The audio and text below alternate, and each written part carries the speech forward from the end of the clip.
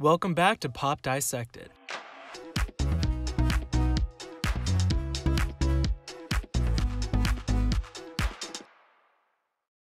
Today, we're going to be talking about Katy Perry's fifth studio record, Smile. Released August 28th of this year, the record served as a rebuttal of sorts to the negativity plaguing Katy throughout 2017 and even into 2018. We won't focus on that in this video, as that has been extensively covered already on this channel. Instead, we're going to be discussing the process behind how and why Katy decided to make this record, and more so, why she decided to release it when she did, while being heavily pregnant and in the middle of a pandemic. And to close off the video, I'll give my own thoughts on the record, my favorite tracks, a ranking, and some issues I see on the record.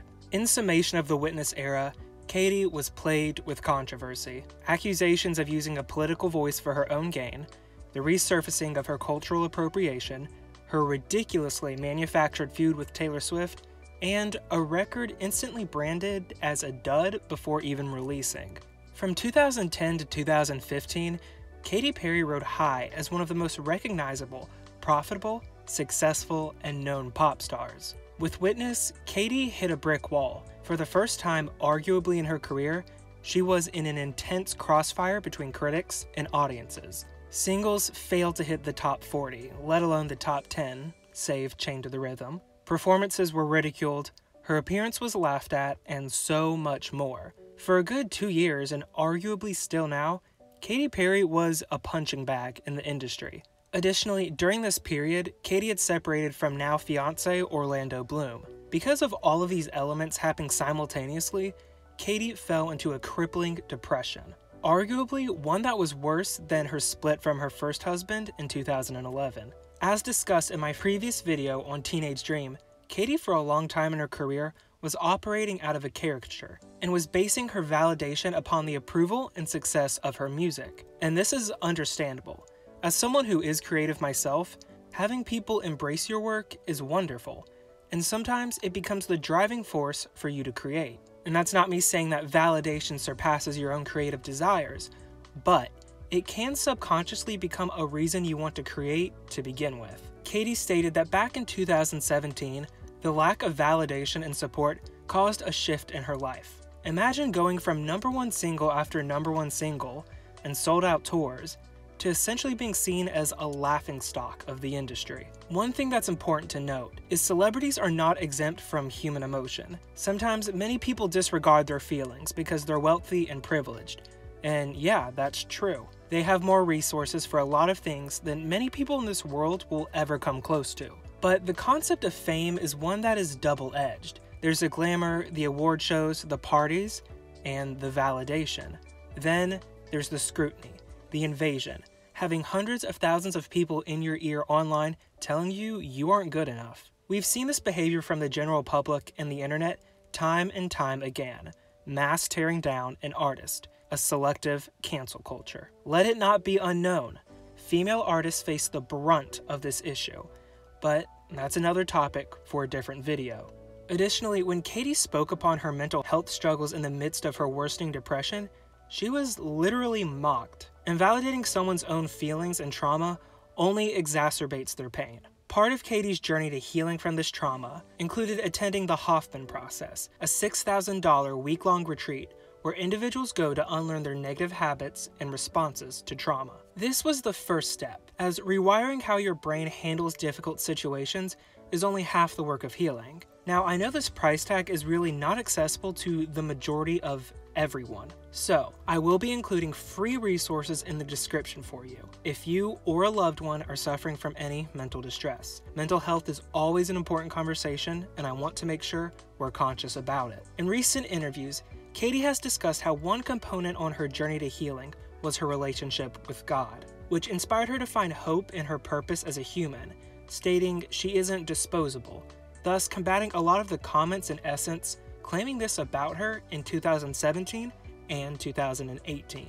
Growing up under a Pentecostal household, it's no surprise Katy reached into her upbringing to find strength. And though she has left that specific environment, it seems the way she was raised has allowed her to find a bigger sense of self as tied to her religion, whatever her specific beliefs may be. The third crucial factor in her process to healing was gratitude. And I find this to be a very important component many of us can learn something from. Katy has stated she felt so devastated. One of the only ways to rebuild herself was to be appreciative of what she had in life. And this speaks to an important subject. So often in life, the upsets can derail us, and we forget how far we've come and what we've achieved, and how much more there is for life to offer us. Katy's gratitude was primarily encapsulated by making the poignant choice to no longer chase the spotlight or the charts, but to become something more than the Katy Perry we've seen on stage for the past decade.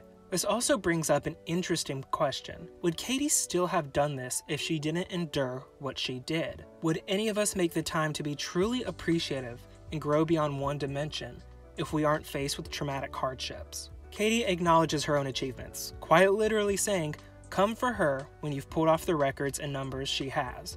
So she's aware of the success in her career, but has shifted to a place where that's not her goal anymore. Essentially, the record is about the journey towards light, with stories of hope, resilience, and love. And this brings us to the record's cover, with Katy dressed as a clown with a forlorn expression. Clowns are characters intended to be funny, entertain, and provide a good time. With Katy frowning, she's expressing how potentially throughout her career, she's been this clown, feeling that she's meant to entertain us, serve our desires, and feed us what we want. Yet behind it all, she wasn't truly happy with that. There's a great juxtaposition of meaning here, taking something associated with positivity, her general image, and revealing what's behind the mask, her last couple of years. So with Katy's promised themes aforementioned and the process she undertook to heal, is this present in the record? The standard edition of the record contains 12 tracks, and it seems as if we have a record comprised of 4 distinct acts, 3 songs per act.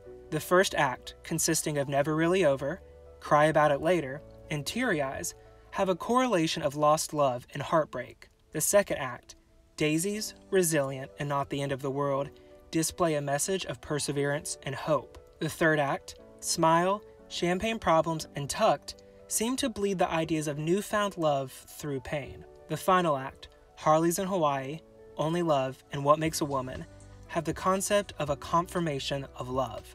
So in short, Act 1 is heartbreak, Act 2 is perseverance, Act 3 is rebirth, Act 4 is love. This may be a stretch, so let me know in the comments if you agree with this, or if you see the record's narrative being broken up in a different way, or if there even is a consistent narrative. Now, let's discuss the intention behind this record, and why it was released when it was. As we can conclude from the information previously stated, the purpose of this record was meant as a lightning rod of inspiration and hope for listeners. Katy initially stated upon beginning recording, there wasn't the exact intent of even putting out a full body of work. So I suspect that upon creating these tracks, Katy found her own catharsis and found a new way to process pain and find strength within herself. She stated many a time before, she writes these hopeful songs when she is in a place where she is struggling in order to help herself. I think that in being able to confront her own pain and vocalize it through music, the decision was made to put together a record and reflect that out into the world. But why now? Well, if you look in the world, there's a lot going on.